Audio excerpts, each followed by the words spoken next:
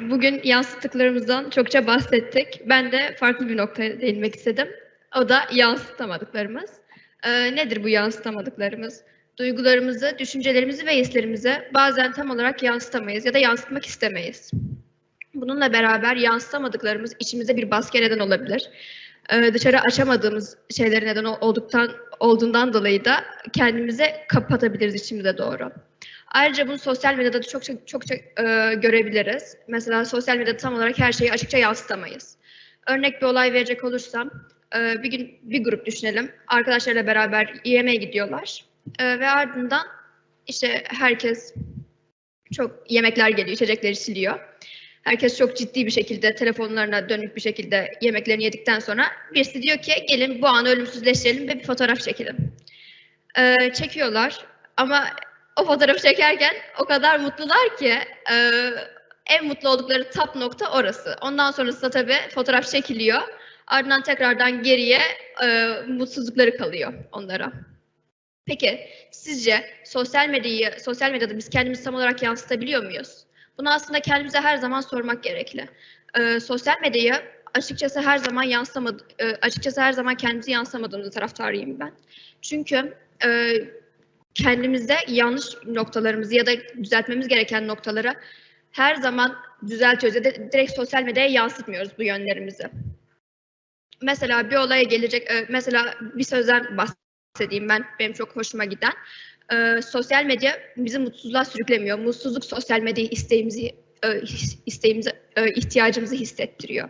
Ne kadar bir doğrusu, ne kadar anlamlı bir söz aslında içine bakıldıkça. Çünkü sosyal medya, ne kadar sosyal medya kendimize yansıtmamız gereken bir yer olduğunu düşünsek de bazen yansıtmamamız gerektiğini de düşünebiliyoruz aynı zamanda. Bununla ben de açıkçası bu sözü burada açıklamak istedim. Şimdi toplumumuzda da bazen yansıtmadığımız ya da yansıtamadığımız bir kavram var. Hatta zaman zaman bu kavramda da çeşitli duygular göz ardı edilebiliyor. Nedir bu duygu? Sevgimizi yansıtamama. Sevgimizi yansıtamama nedir? Dışarıya tam olarak sevgimizi vuramama, ne kadar birisine karşı ya da bir şeye karşı ne kadar hisli olsak da dışarıya bazen tam olarak o hissimize yansıtamıyoruz tam olarak. Bununla birlikte bir tane doktorun bir sözü var. Şöyle diyor bir doktor, sevgi paylaştıkça çoğalır. Hem veren hem alan sevgiyi aynı zamanda hissedebilir. Açıkçası bu söz bana da çok mantıklı geliyor. Çünkü sevgi paylaştıkça çoğalan bir şey ve paylaştıkça artan da bir şey aslında. Birbirlerine hissederler, birbirimizi hissederiz daha doğrusu. Birbirimizi anlarız, empati duygumuz gelişir burada bana göre. Bununla beraber bana göre ben neden yansıtamadıklarımı seçtim, birazcık ondan da bahsedeyim.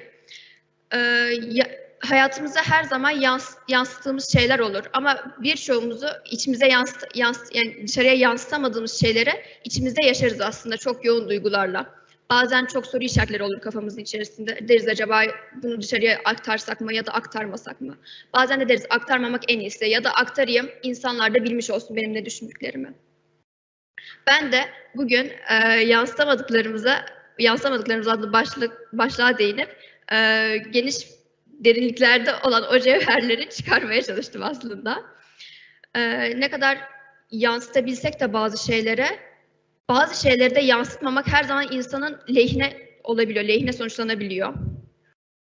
Açıkçası bunu insanoğlu her zaman deneyimlerinden ve davranışlarına göre karar verebilir.